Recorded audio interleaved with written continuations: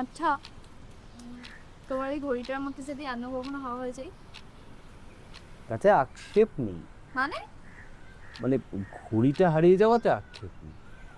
মানে বিষয়টা হচ্ছে এই যে ঘড়িটা হারিয়ে গেল, আমার কোথাও গিয়ে মনে হচ্ছে আমি একটা ওই সময়ের বিড়ম্বনা থেকে মুক্তি পেয়েছি। মানে ঘড়িটার জন্য আমার যেটা হয়েছিল, একটা পজিটিভনেস কাজ করতো যে এই বুঝে আমার ঘড়িটা হারিয়ে যাবে একটা ভয় কাজ করতো। এখনো সেটা হয়, মানে রাস্তাঘাটে যখন হাঁটি মানুষের কবজির দিকে তাকাই, মনে হয় যেন এই আমার ঘড়িটাই পড়ে আছে। মানে বলছি না যে সবাই চোর, কিন্তু ওই মানে চোরাই জিনিস সেকেন্ড হ্যান্ড কিনতেও তো লোকে পিছুপা হয় না। তো এইভাবেই যদি সামনে আসে, তবে হ্যাঁ, ওই যেটা বললাম এই পসেসিভনেসের হাত থেকে বেঁচে গেছি। এখন মনে হয় যে আমার ঘড়িটা পেয়েছে, আমার ভাগ্যটা তো তার কাছে গেছে।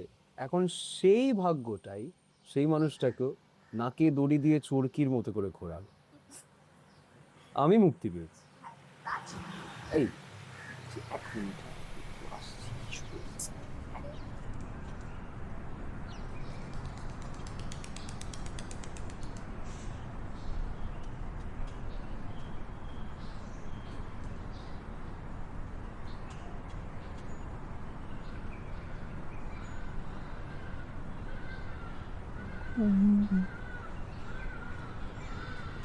রাগ করলে জানি। বলছি আমি আর খেতে পারছি না, পার্সেল করে হ্যাঁ,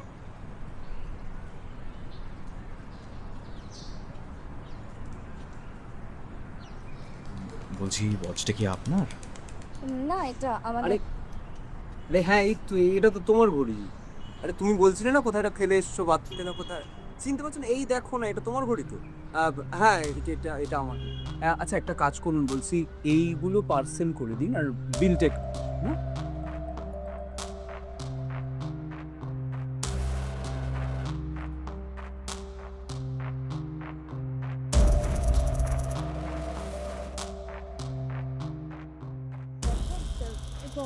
ঠিক হলো না। এটা তো আমার নয়, তোমারও নয়। আমি তোমায় বুঝিয়ে বলছি কি বিষয়টা, আমি বোঝাবে তোমায় বাবা, বড় তুমি আমাকে দাও, আমি ফেরত দিয়ে আসি। দেখো আমি যেটা বলতে চাইছি আরে সেটা তুমি বাবা, আমাকে ঘড়িটা শোনো। তো তোমার নয়। দেখো আমি জানি ঘড়িটা আমার নয়, কিন্তু এই যে ঘড়ি বিষয়টা, এটা আমার জীবনে খুব খারাপ একটা সময় রেখে গিয়েছে। তাই এই খারাপ সময়টাকে খারাপ সময়টাকে